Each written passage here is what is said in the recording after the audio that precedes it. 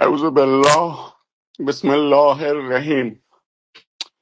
انا لله و انا الیه. آخ جون، خیلی شرایط سختی بود. درک میکنید، حتما میدونید که از چی صحبت میکنم. بله، ما خیلی وقت بود که منتظر بودیم که آقا تشریف بیارن پیشمون، نمی اومدن. هر بار براشون پیام فرستادیم، براشون تو خوابشون رفتیم. من 2 بار خودم شخصا به خواب ایشون رفتم. متاسفانه محافظین ایشون توی خواب ما رو اجازه صحبت ندادن، گفتن که شما فرصت بعدی انشالله.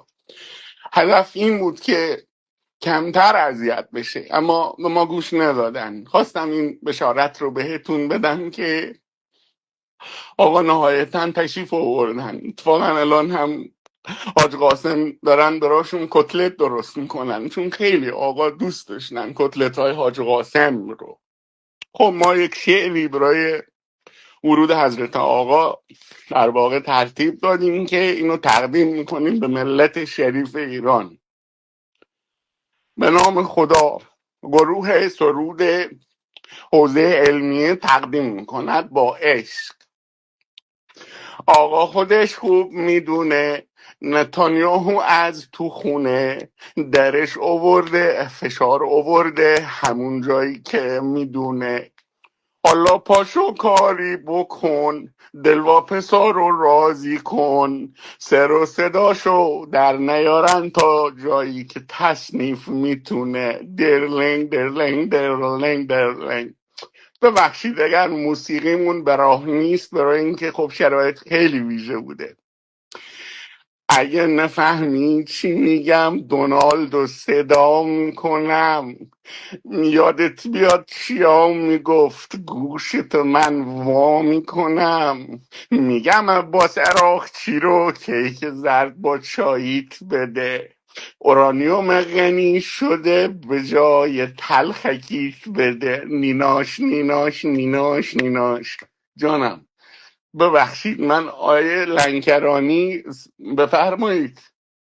خیر، ما در حال ضبط هستیم، اگر اجازه بفرمایید. آقای مهدوی کنی اونجا دارن الان اون قلمان ها رو گاز میگیرن، دوباره دارن میکننشون. اوشون رو شما کنترل کنید، ما برمیگردیم خدمتتون. بفرمایید. بسیار هم عالی. آقای رئیسی مثل این که تو محیط دارن میچرخن، خرسها رو تغذیه میکنن. خیلی علاقه زیادی ایشون به این خرسهای اینجا پیدا کردن. خیلی انسان شریفی هست.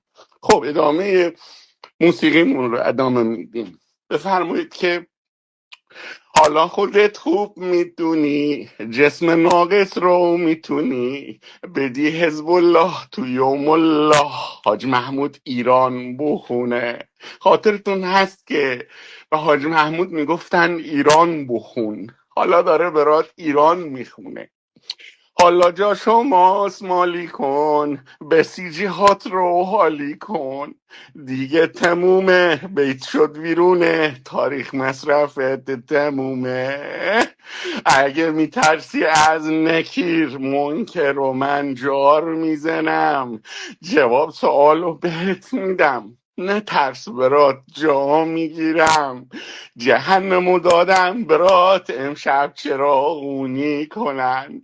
میون قلمونا برات یه خورد تنازی کنم. چقدر قشنگ شدی برام، رهبر خوشگل میبینم درها رو امشب میزنه. همه آقایون خواهش میکنم، حجت الاسلام و المسلمین رئیسی عزیز، خرس ها رو رها کنید، تشریف بیارید. آقای کنی، دوستان عزیز، آقای شمخانی هم اومدن. چقدر قشنگ وارد شدن. جناب شمخانی با یک ناز و ادایی دارن وارد میشن.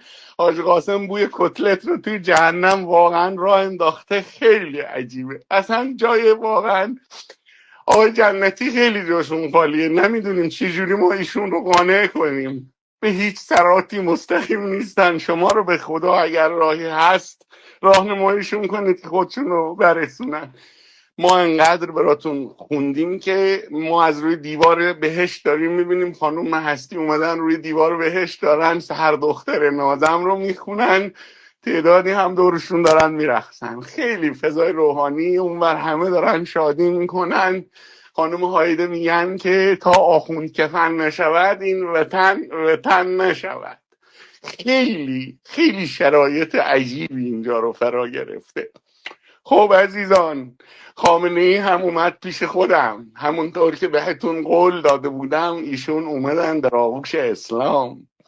انشاءالله که علی لاریجانی، قالیباف، زاکهانی، سلواتی همشون رو یکی یکی کنار خودمون جمع میکنیم و با امید خدا شما میتونید برای خودتون زندگی خوبی رو تشکیل بدید. عزیزان یکم عقبتر بشینید، چشمهای قشنگتون تلویزیون اذیت نکنه.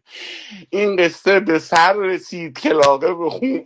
من عذرخواهی میکنم یه لحظه ما رو جو گرفت، حواسمون نبود. من خیلی عذرخواهی میکنم واقعا. انشالله که مؤید باشید به امید روزهایی که خبرهای خوب لاریجانی ها رو به شما بدم.